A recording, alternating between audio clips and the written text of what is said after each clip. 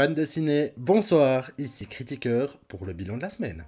Alors cette semaine c'est surtout beaucoup de bandes annonces et quelques petits visionnages qui datent des 90s. Il n'y a pas grand chose à dire, mais ça me fait plaisir de vous retrouver, donc je vous propose qu'on se lance tout de suite.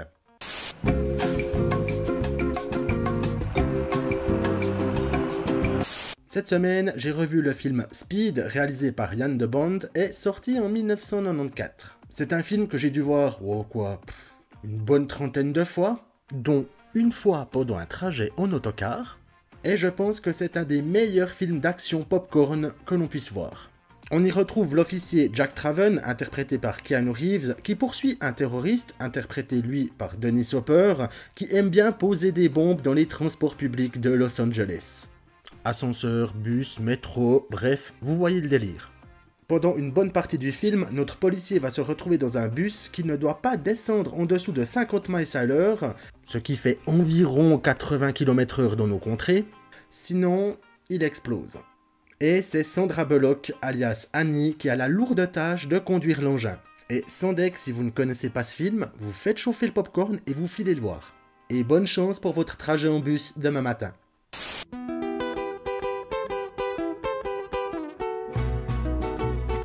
Cette semaine, j'ai également pu revoir le film Desperado, réalisé par Robert Rodriguez et sorti en 1995. Alors, Robert Rodriguez, c'est Une nuit en enfer, The Faculty, Planète Terreur ou encore Machete. Bref, c'est un réal de malade que j'apprécie particulièrement. Alors, Desperado, c'est le second film de la trilogie El Mariachi, et dans ce film, on retrouve justement le mariachi en question, qui a envie de dézinguer un trafiquant de drogue responsable de la mort de sa bien-aimée. On y retrouve Antonio Banderas, prêt à en découdre, Joaquim de Almeida en baron de la poudre, un tantinet sur les nerfs, et la belle Salma Hayek en libraire, apportant son aide au mariachi. C'est un chouette film qui joue un peu sur les codes du western et du revenger, donc là encore, faites chauffer le popcorn et allez visionner. Ou le revisionner si vous l'avez déjà vu, parce que franchement, c'est toujours un plaisir. Et si vous avez une guitare, vous pouvez même gratter quelques cordes pendant le visionnage.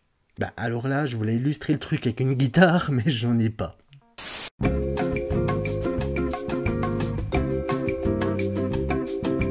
Eh ben, putain, on l'attendait plus. Cette semaine, j'ai vu le trailer d'Avatar, La Voix de l'eau, réalisé par James Cameron et dont la sortie est prévue en décembre 2022.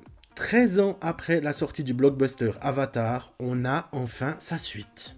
Dans cette bande-annonce, on constate que les effets spéciaux sont toujours à la pointe et que notre tribu de Na'vi cherche maintenant un nouveau foyer suite à la destruction de leur arbre maison. Pour l'instant, il y a peu de choses connues de l'intrigue, mais ça fera plaisir de retrouver les aventures de Jake Sully et de Neytiri sur la planète Pandora. Mais la vraie question est-ce que cette suite n'arrive pas un peu trop tard ? Cette semaine, j'ai vu le trailer de la série Resident Evil, prévue en juillet 2022 sur Netflix.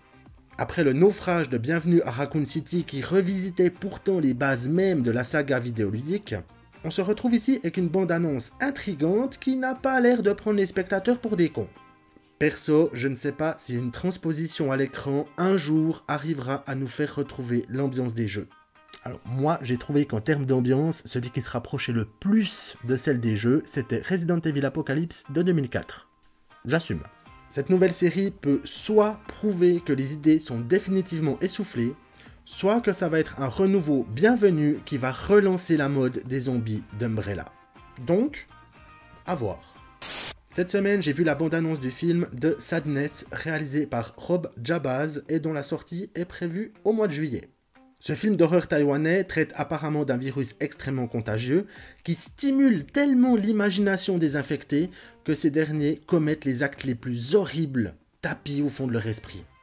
Les premières images semblent nous proposer un métrage bien tendu et sanglant. Pour les amateurs d'horreur, comme moi, ça peut être intéressant. Et ce n'est pas comme si on n'avait aucune connaissance en infection pandémique. Dans un précédent bilan, je vous avais parlé du teaser du film Arthur Malédiction sur un scénario de Luc Besson, donc un film d'horreur se produisant dans l'univers d'Arthur et les Minimoys. Eh bien, cette semaine, fan de ciné, j'ai pu voir la bande-annonce du film Arthur Malédiction, réalisé par Barthélemy Grossman et prévu pour 2022. On y voit une bande de jeunes, fans de la saga d'Arthur et les Minimoys, qui se rendent dans la maison du film. et ils vont apparemment y vivre leur pire cauchemar. Alors là, en regardant cette bande-annonce, on se rend compte qu'on a affaire à quelque chose qui, sur la forme, ressemble à beaucoup de films d'horreur qu'on a pu voir jusqu'à maintenant. Mais sur le fond, ça découle quand même d'une saga qui était pour toute la famille, donc ça peut donner quelque chose potentiellement d'intéressant. On verra si la maxi peur promise dans le trailer arrivera bel et bien.